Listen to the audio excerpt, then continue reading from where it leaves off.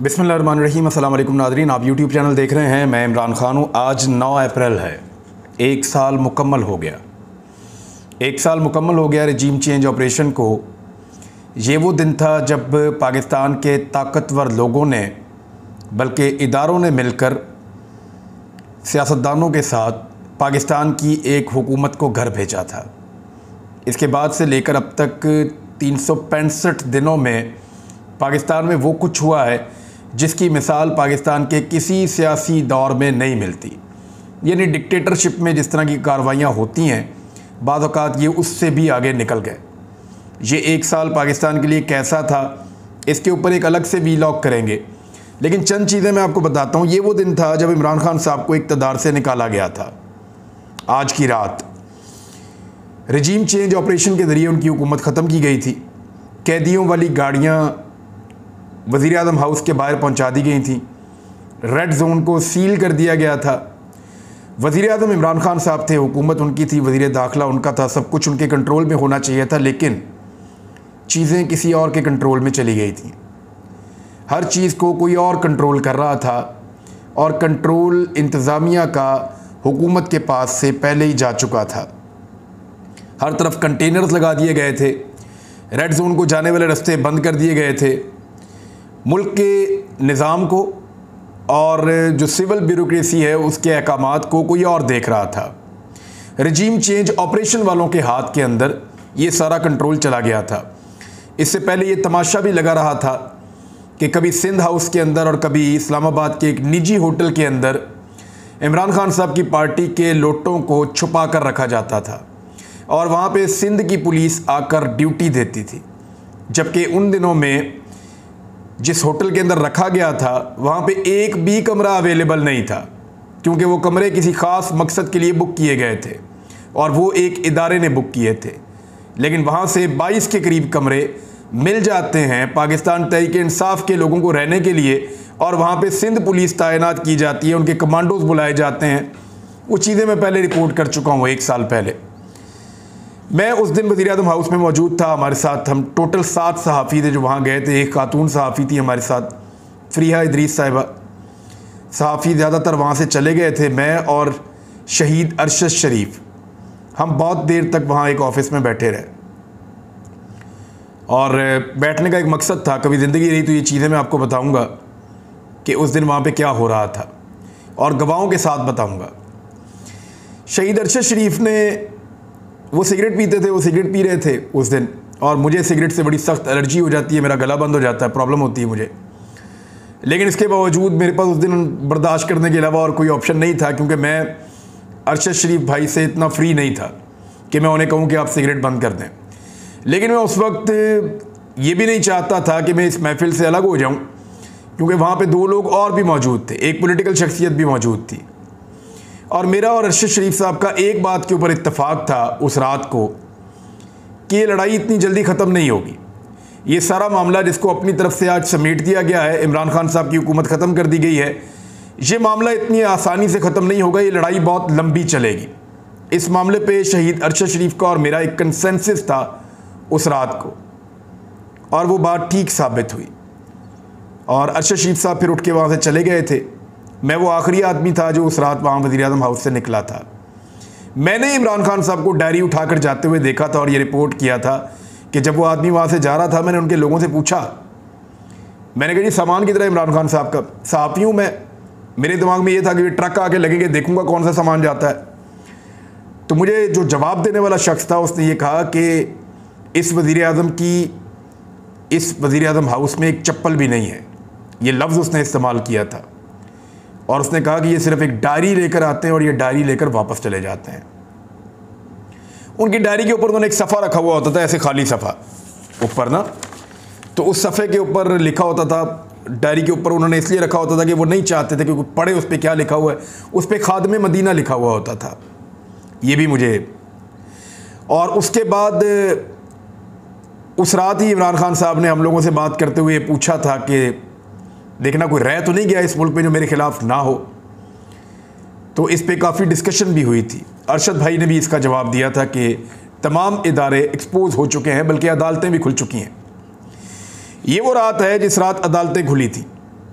हालांकि अभी अतर मनल्ला साहब ने फरमाया है कि उस वक्त होने वाला सो मोटो नोटिस भी गलत था, आज होने वाला भी गलत है, लेकिन उस सो मोटो के ऊपर तो कभी कोई नहीं बोला और इमरान खान साहब ने फैसला कबूल भी किया था, बल्कि ज़बरदस्ती की गई थी। आपको पता है पूरा का पूरा निज़ाम किसी और जगह से ऑपरेट हो रहा था।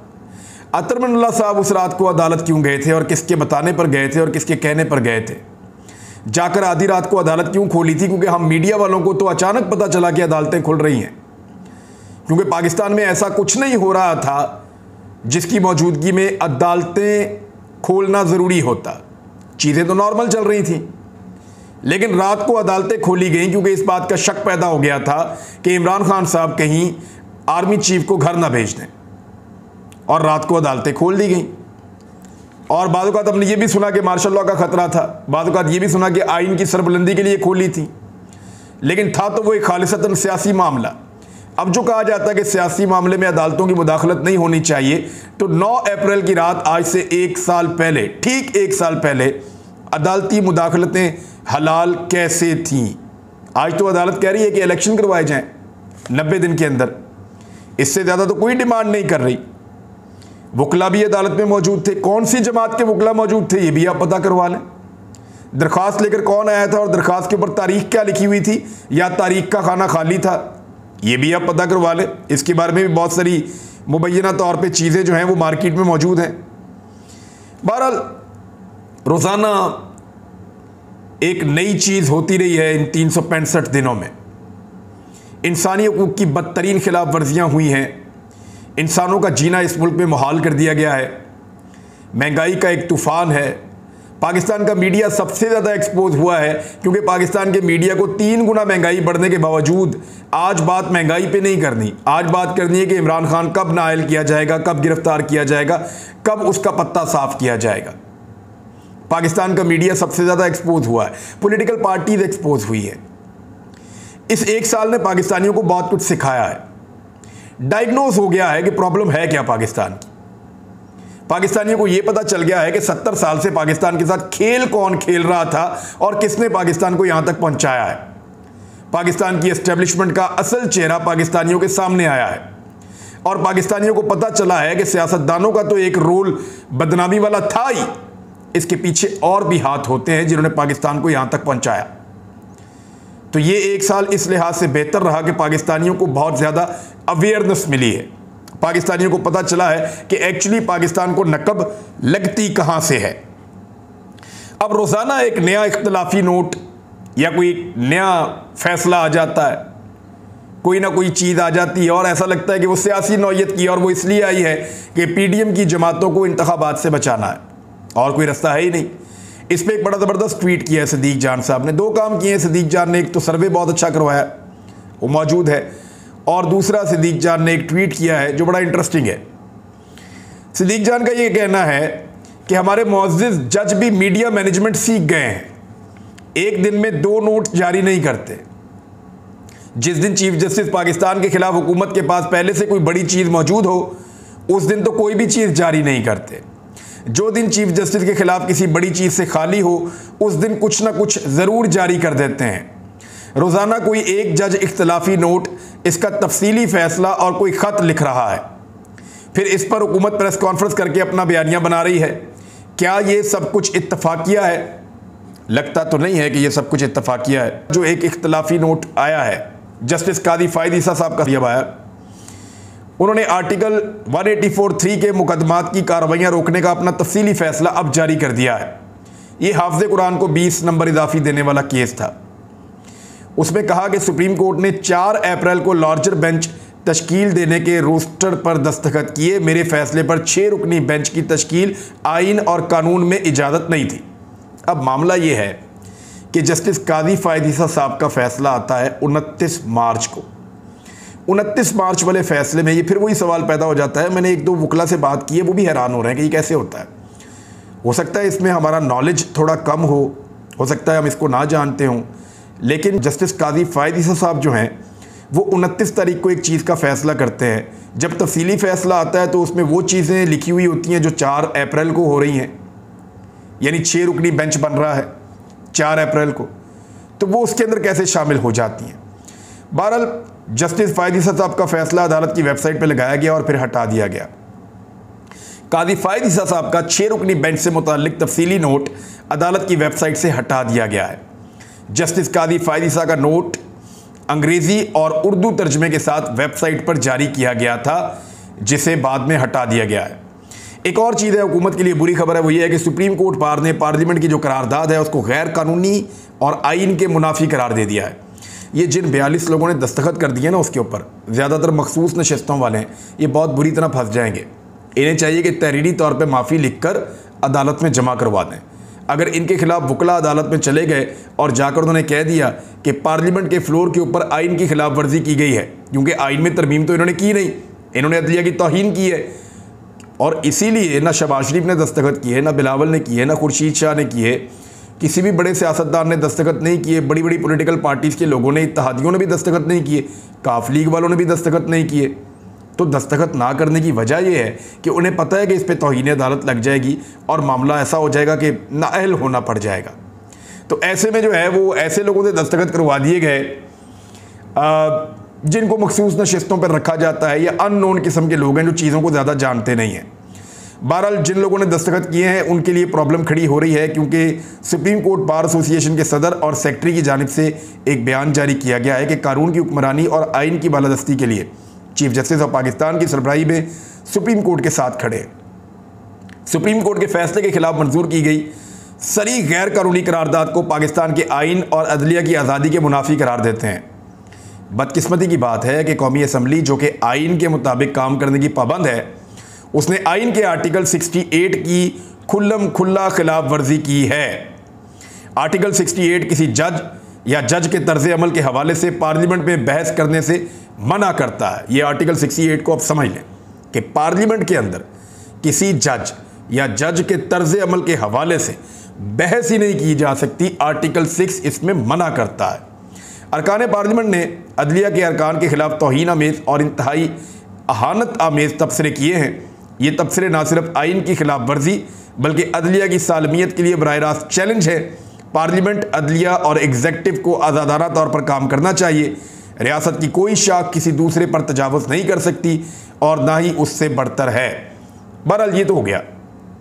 अब एक और काम देखिए, एक कौमी सलामती कमेटी की मीटिंग होती है और उसमें यह तय किया जाता है, मैं बुनियादी चीज़ें आपको बता देता हूँ, कि दोबारा से एक भरपूर ऑपरेशन पाकिस्तान में किया जाएगा और जो मुज़ाकरात की पॉलिसी थी उसको गलत पॉलिसी करार दिया गया, और अब जो नई पॉलिसी बनाई गई उसमें ये कहा गया कि मुज़ाकरात नहीं होंगे बल्कि अब ऑपरेशन किया जाएगा कलदम तंजीमों के ख़िलाफ़। तो एक तो मैं आपको बताऊं कि ये इमरान खान साहब के खाते में डालने की कोशिश की गई कि ये जो मुज़ाकरात वाली पॉलिसी है ये सिर्फ इमरान खान साहब की थी। मैंने आपको पिछले वीलॉग में भी कहा था कि ये जनरल बाजवा, जनरल फैज़ की पॉलिसी थी। इमरान खान साहब इसके हामी थे और हामी अभी भी हैं, और अभी भी लोग नहीं चाहते कि पाकिस्तान के अंदर खून रेजी हो या दूसरे मुल्कों की लड़ाई पाकिस्तान के अंदर लड़ी जाए। अब ज़रा इस हुकूमत का कारनामा देखिए। मैं आपको 7 जुलाई 2022 का राणा सनाउल्लाह साहब का ट्वीट पढ़ के सुना रहा हूँ। 7 जुलाई 2022 को राणा सनाउल्लाह वज़ीर दाखिला थे पाकिस्तान के। इमरान खान साहब की हुकूमत ख़त्म हो चुकी थी।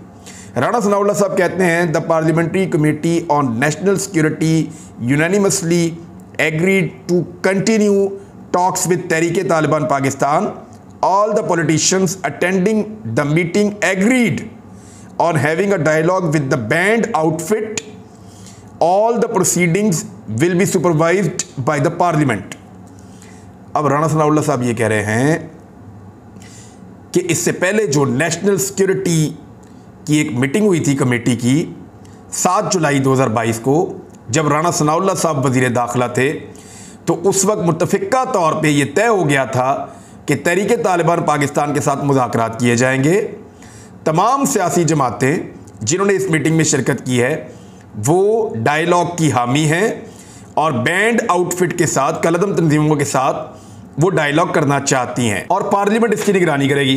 अब इमरान खान के खाते में कैसे डाल सकते हैं? ये तो फैसला आपने जुलाई में भी किया हुआ है, क्योंकि उस वक्त जनरल बाजवा थे पाकिस्तान के आर्मी चीफ, तो ये फैसला उन्हीं के फैसलों का तसलसल था कि मीटिंग की जाएगी, मुज़ाकरात किए जाएंगे। ये वो टाइम है जब मुराद सईद वगैरह ने शोर मचाया हुआ था और सारे लोग ये कह रहे थे कि तालिबान को अफ़गानिस्तान से पाकिस्तान के अंदर दाखिल किया जा रहा है और ऐसे हालात पैदा किए जा रहे हैं कबायली इलाकों में, ख़ास तौर पे मालाकंड के एरियाज़ में। स्वात में लोगों ने बहुत एहतजाज किया था इस बात के ऊपर कि मुसल्ला लोग यहाँ पे दाखिल हो रहे हैं और कुछ ऐसी एक्टिविटीज़ हो रही हैं जो मकामी लोगों को काबिल कबूल नहीं है। लेकिन उस वक्त ये राणा सनाउल्लाह साहब का स्टेटमेंट था। आज ये इमरान खान के खाते में डाल रहे हैं तो ज़रा रिकॉर्ड इसका सीधा रखा जाए। मौलाना अहमद लुधियानवी जो हैं, ये भी करदम तंजीम से इनका ताल्लुक़ है और ये बैन भी रहे हैं। इनकी एक प्रेस कॉन्फ्रेंस होती है इस्लामाबाद में और वो टीवी चैनल्स बराह रास्त दिखाते हैं। उसके अंदर इन्होंने एक धमकी दी है मौलाना साहब ने।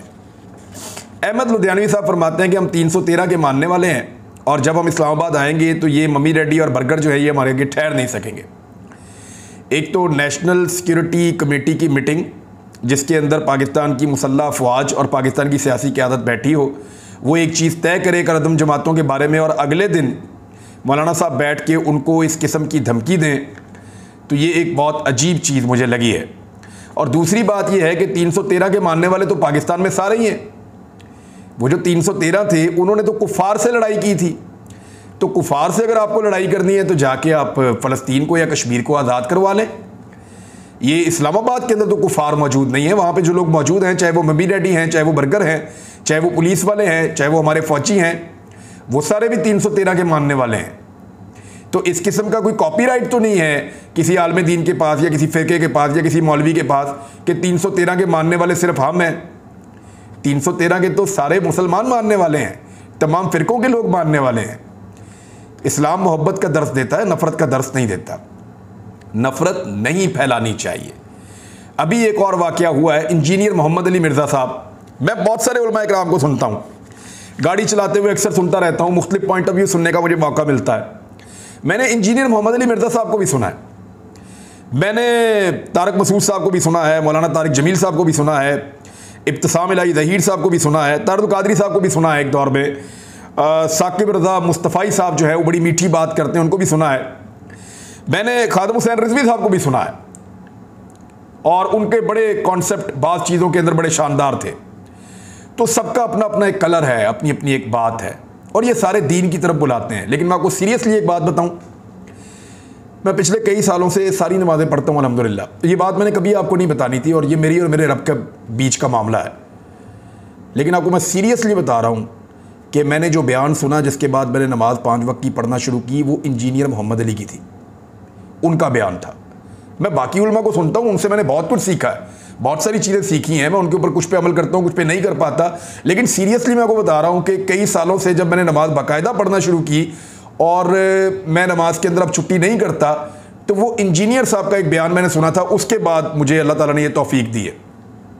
ये सारे आलम दीन जो है वो दीन की तरफ बुलाते हैं।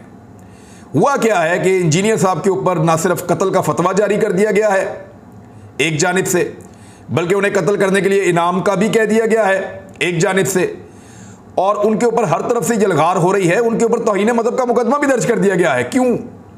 वजह यह है कि उन्होंने एस्टेब्लिशमेंट के किरदार के ऊपर बात कर दी।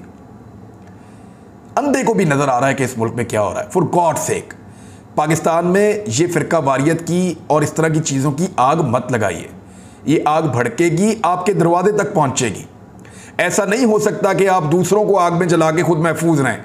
ये आग आपके दरवाजे तक खुदा न खास्ता पहुंचेगी, अभी भी समझ जाइए। अब तक के लिए इतना ही। अपना ख्याल रखिएगा, अपने चैनल का भी। अल्लाह हाफ़िज़।